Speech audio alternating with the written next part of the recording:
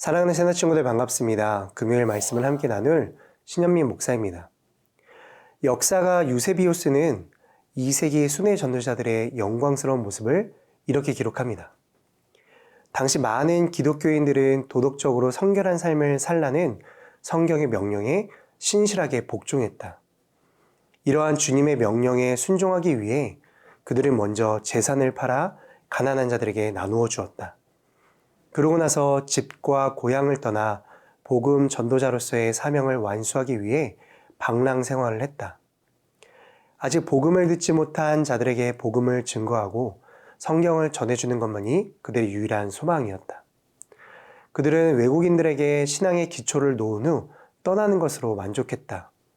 교회의 지도자들을 세우고 이미 세워진 교회를 그들의 손에 위탁했다. 그러고는 성령님의 인도와 도움을 받아 또 다른 나라와 민족들에게 이러한 선교 사역을 계속해 나아갔다. 오늘 살펴볼 주제는 이제 내 차례야입니다. 함께 본문 말씀 읽어보겠습니다. 오늘의 말씀은 마가복음 16장 9절에서 20절입니다.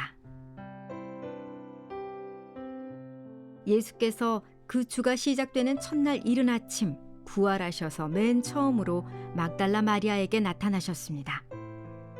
막달라 마리아는 전에 예수께서 7 귀신을 쫓아주신 여인입니다. 그녀는 전에 예수와 함께 지내던 사람들에게 가서 전했습니다. 그들은 슬피 울며 통곡하고 있었습니다. 그러나 그들은 예수께서 살아나셨다는 소식과 또 마리아가 그분을 직접 보았다는 말을 듣고도 믿지 않았습니다. 그 후에 그들 가운데 2 제자가 시골로 내려가고 있는데 예수께서 전과는 달라진 모습으로 그들 앞에 나타나셨습니다.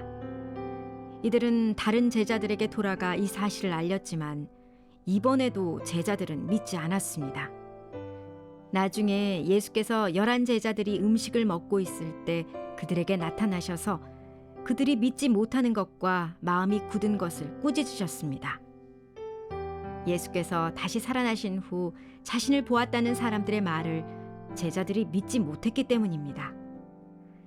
예수께서 제자들에게 말씀하셨습니다. 너희는 온 세상에 나가서 모든 사람들에게 복음을 전파하라. 누구든지 믿고 세례받는 사람은 구원을 받을 것이요 누구든지 믿지 않는 사람은 심판을 받을 것이다. 믿는 사람들에게는 이런 표적이 따를 것이다. 그들은 내 이름으로 귀신을 내쫓고 새 방언으로 말하며 손으로 뱀을 집어들고 독을 마셔도 아무런 해를 받지 않으며 아픈 사람들에게 손을 얹으면 병이 나을 것이다. 주 예수께서 그들에게 말씀하신 후에 하늘로 들려 올라가셔서 하나님의 오른편에 앉으셨습니다.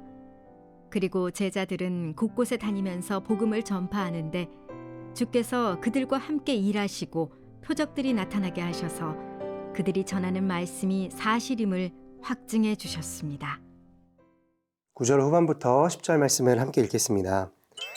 막달라 마리아는 전에 예수께서 7 귀신을 쫓아주신 여인입니다. 그녀는 전에 예수와 함께 지내던 사람들에게 가서 전했습니다. 그들은 슬피 울며 통곡하고 있었습니다. 부활하신 예수님을 만난 마리아가 예수님과 함께하던 사람들을 찾아가서 예수님의 부활의 소식을 전합니다. 그들은 깊은 슬픔에 잠겨 있어서 위로가 필요한 사람들이었습니다. 적어도 2 가지 사실이 그들을 심히 아프게 했을 겁니다. 하나는 자신들이 의지하고 따르던 예수님이 더 이상 이 세상에 계시지 않는다는 사실이고, 다른 하나는 예수님이 대적들에게 붙잡혀 고문과 처형을 당하시는 과정에서 자신들이 취한 무기력한 태도에 대한 자책감이 그들을 견딜 수 없게 만들었을 겁니다. 마리아는 그들의 이러한 마음을 알기에 신속히 주님께서 부활하신 소식을 전했던 것입니다. 마리아가 행한 것처럼 기쁨의 좋은 소식은 가능한 대로 빠르고 신속하게 전해야 합니다. 예를 들어 왕이 어떤 사형수를 불쌍하게 여겨서 형 집행을 정지하라고 전령을 보냈다면 그가 얼마나 서둘러 처형 장소로 가겠습니까? 그가 조금만 지체하더라도 이 사람은 처형될 수 있는 상황이니 서둘러 급히 가서 왕의 명령을 전할 것입니다. 크리스천인 우리는 예수님께서 맡기신 복음을 서둘러 세상에 전해야 하는 명령을 받았습니다. 이 소식은 온 백성에게 미칠 큰 기쁨의 좋은 소식이기에 잠시도 머뭇거려서는 안 됩니다. 그래서 예수님께서는 우리에게 이것을 지상 명령으로 주신 것입니다. 오늘 본문 15절 말씀을 함께 읽어보겠습니다. 예수께서 제자들에게 말씀하셨습니다. 너희는 온 세상에 나가서 모든 사람들에게 복음을 전파하라.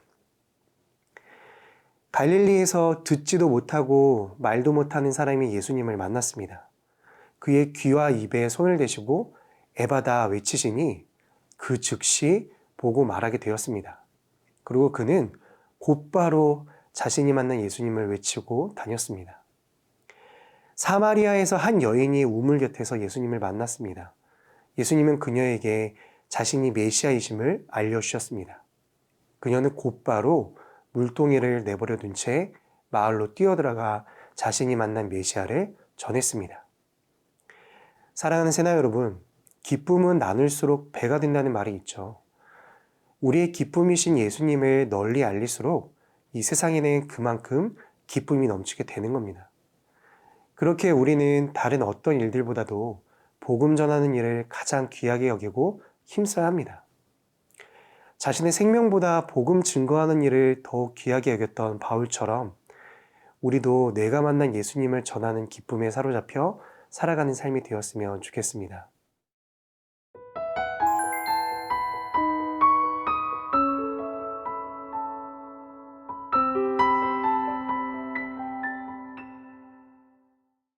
(20절) 말씀을 함께 읽겠습니다.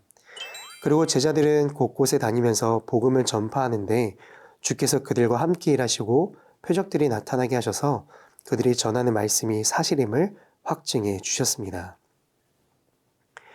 제자들이 나가서 두루 복음을 전파한 것과 그들이 가는 곳마다 주님께서 함께 일하시고 표적이 나타나게 하신 것을 봅니다. 이 구절은 사도행전 전체의 요약이라고 할 수 있습니다.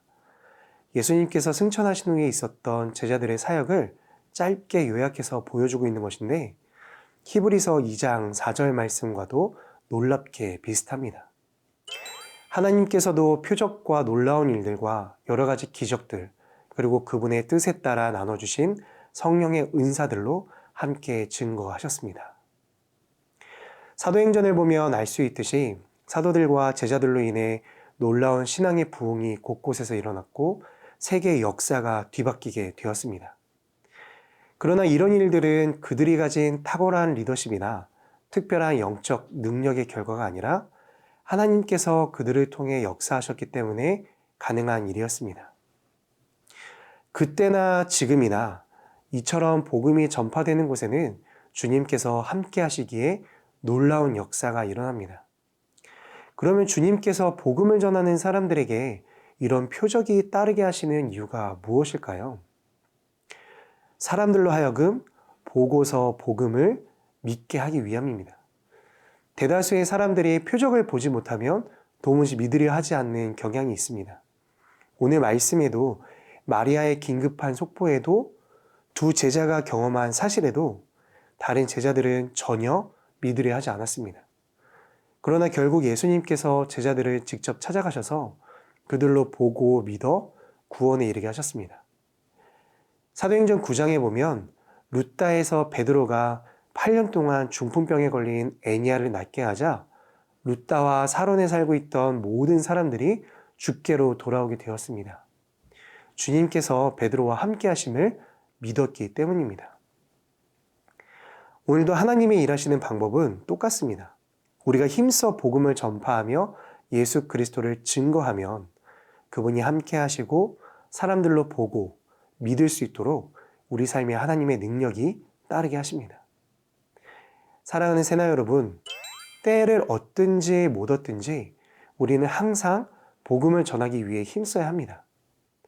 어떤 형편 중에 있든지 하나님께서는 항상 우리와 함께 하심을 잊지 마십시오.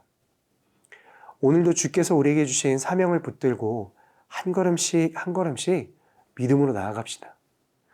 잃어버리고 소외된 영혼들에게 다가갑시다. 분명 하나님의 놀라운 역사를 경험하게 되는 오늘 하루가 될 것입니다. 나에게 복음의 기쁨을 알게 해주신 주님을 찬양합니다. 복음 증거하는 사명을 주셨음을 잊지 않고 오늘도 담대하게 예수님의 이름을 선포하며 살아갈 수 있도록, 그리고 내 삶에 역사하시는 하나님을 경험할 수 있도록 인도해 주세요. 예수 그리스도의 이름으로 기도드립니다. 아멘.